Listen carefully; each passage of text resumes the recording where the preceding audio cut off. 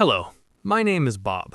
Before we begin, I need you to know something important about me. I love oil. Crude, refined, synthetic, doesn't matter. The geopolitical implications of OPEC production cuts keep me awake at night in the best possible way. This is not relevant to today's story, but I needed you to understand who I am as a person. Now, let me tell you about the time I accidentally became a financial advisor to my refrigerator. This happened 3 weeks ago. The refrigerator fired me yesterday. I'm still processing it. It started on a Tuesday morning. I was making coffee, regular coffee, not one of those fancy petroleum-free beverages, when I heard a sound coming from my kitchen, a low hum, specifically the compressor of my refrigerator cycling on. Normal behavior for a refrigerator, except this time the hum sounded contemplative, worried even, like it was stressed about something. I should mention that I live alone, have for 7 years.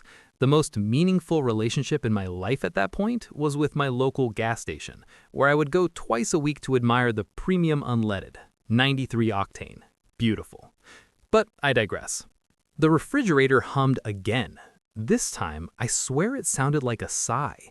I approached it slowly, the way you might approach a nervous animal or a tanker truck leaking diesel. I opened the door. The light came on. Everything looked normal.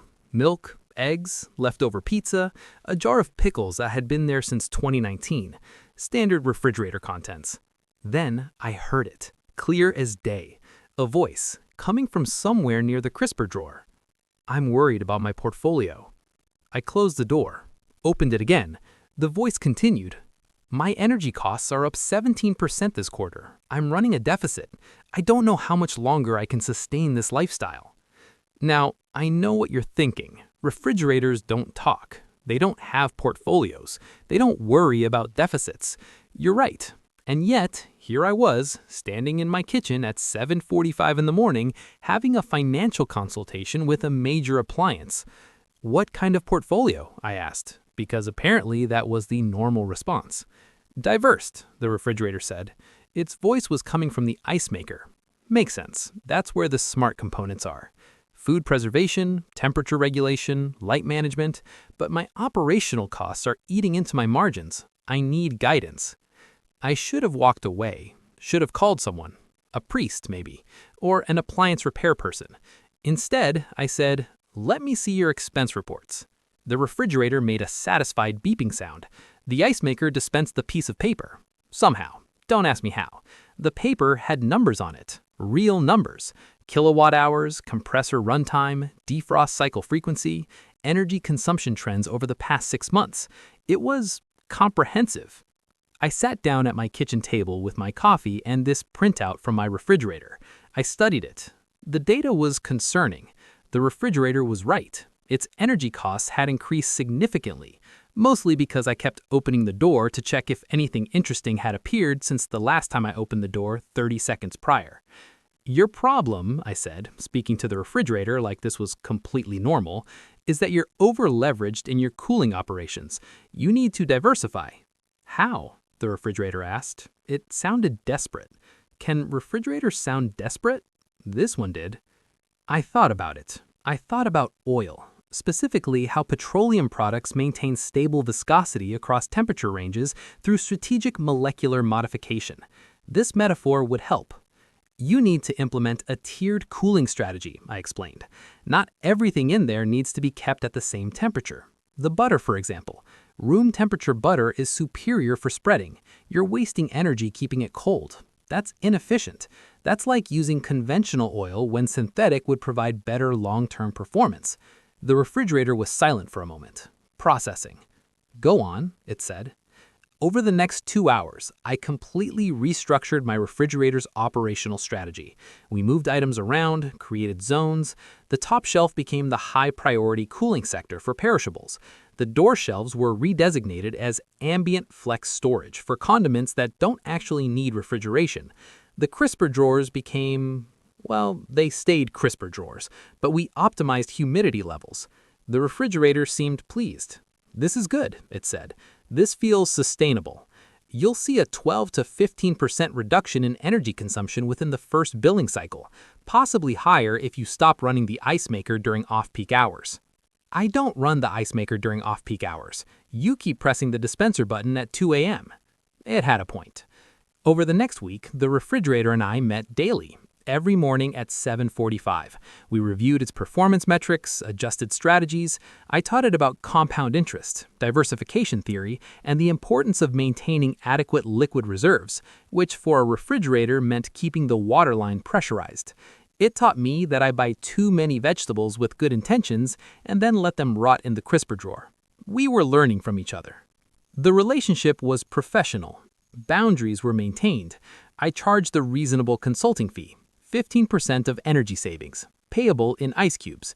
The refrigerator agreed to this arrangement. We shook on it. Well, I touched the door handle firmly. Same thing. Then things started getting complicated. The refrigerator wanted to expand. It had dreams, ambitions. It wanted to network with other appliances, form an LLC. The toaster was interested. The microwave was on the fence, something about its concerns with its internal clock always being wrong, but the dishwasher was absolutely in. They wanted to pool resources, create an appliance co-op. This is moving too fast, I said during our morning meeting on day 9. You need to establish individual financial stability before considering partnership structures. You don't understand, the refrigerator said. Its compressor was running hot. Stress. The toaster has access to breakfast markets. The microwave has reheating capabilities. Together, we could dominate the kitchen ecosystem. You could also end up with conflicting operating schedules and circuit overload, I countered. Have you considered the electrical implications? If all of you run simultaneously during peak hours, you'll trip the breaker. That's not a portfolio diversification strategy. That's a disaster. The refrigerator went quiet. The light inside flickered. When it spoke again, its voice was cold. Literally and figuratively. Maybe you're not the right advisor for my growth phase. That hurt, not gonna lie. I'd spent a week and a half optimizing this refrigerator's operations. We'd reduced its energy consumption by 19%. 19! That's better than projected. And now it was questioning my expertise because I wouldn't endorse a risky multi-appliance venture? Fine, I said. If you want to ignore sound financial advice and chase speculative opportunities with inadequate due diligence, that's your choice.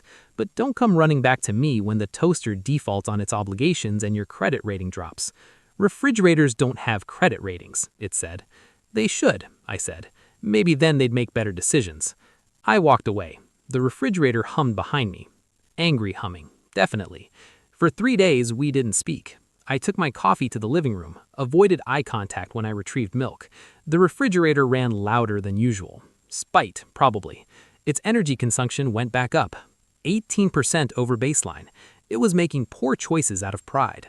On day 4, I came home from work. I work remotely, analyzing petroleum futures, obviously, to find a piece of paper on my kitchen counter, dispensed from the ice maker while I was in my office. It was a termination letter. Dear Bob, thank you for your services as financial advisor. However, we are moving in a different direction. The Appliance Collective has decided to engage with a new consultant who better understands our vision for vertical integration and cross-platform synergy. Your final payment of ice cubes is attached. We wish you well in your future endeavors. Sincerely, your former refrigerator. There was a bag of ice cubes paperclipped to the letter. 17 cubes. They'd calculated my fee to the exact cube. I was fired by my refrigerator, an appliance I'd saved from financial ruin. The betrayal stung worse than the time I accidentally bought diesel for my gasoline car. That was expensive and embarrassing. This was just embarrassing. I tried to move on, focus on my real job, watched oil prices fluctuate.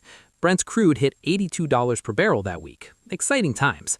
But in the back of my mind, I worried about the refrigerator, about its new consulting arrangement, about this appliance collective. 2 weeks later, I woke up at 3 a.m. to complete darkness. The power was out. No, wait, not out, tripped breaker. I went to the electrical panel. Sure enough, the kitchen circuit had overloaded. I reset it, went to investigate. All the kitchen appliances were running simultaneously. Refrigerator, toaster, microwave, dishwasher, even the coffee maker. They'd attempted a coordinated morning prep operation. Peak efficiency, they probably called it. Peak stupidity, I would call it. The circuit couldn't handle the load, obviously. The refrigerator's light was blinking. Morse code, maybe? Or just distress? I opened the door. "I made a mistake," it said quietly. "Yes, you did. The new consultant told us we could maximize productivity through synchronized operations. He didn't mention electrical limitations." "Who's the new consultant?" I asked. "The smart thermostat," the refrigerator admitted. He seemed very confident, had a lot of ideas about energy management. Turns out he was just trying to reduce HVAC runtime so he looked better on the utility reports. Classic thermostat move. "What do you need?" I asked. "Guidance," the refrigerator said. "And maybe forgiveness?" I thought about it. I thought about how petroleum refining requires patience, precision, and sometimes giving second chances to crude that initially seems too heavy or sulfurous to process. Same principle applies to relationships, even relationships with appliances. "Here's what we're going to do," I said. First, we're staggering the operational schedules. No more synchronized starts. Second, we're implementing a load management protocol. Only 2 high-draw appliances running at once. Third, you're gonna pay me in ice cubes, double the previous rate, due to the complexity of unfiring me. "Deal," the refrigerator said immediately. We spent the rest of that night restructuring the entire kitchen's operational framework. The toaster agreed to early morning shifts only, the microwave accepted off-peak reheating schedules, the dishwasher committed to late-night cycles when everyone else was idle. The coffee maker was grandfathered in with priority morning access, because I'm not a monster. The refrigerator learned an important lesson about due diligence, about vetting consultants, about not abandoning solid financial advice for flashy promises of exponential growth. I learned that I'm apparently the kind of person who provides wealth management services to household appliances. And you know what? I'm okay with that. My refrigerator's energy consumption is down 22% from baseline now. The kitchen hasn't tripped a circuit in 3 weeks. The appliance collective is functioning efficiently under a sensible operational model. And every morning at 7:45, the refrigerator and I meet, review metrics, discuss optimization strategies. It pays me in ice cubes. I use them to cool my coffee when it's too hot. Everyone wins. Yesterday, the dishwasher asked if I could look at its water consumption data. Apparently, it's concerned about long-term sustainability. I said I'd think about it. I need to maintain boundaries. Can't take on every appliance that comes to me with financial anxiety. But I probably will, because at this point, I'm less of a financial advisor and more of a therapist for emotionally unstable kitchen equipment, which is fine. It's fine.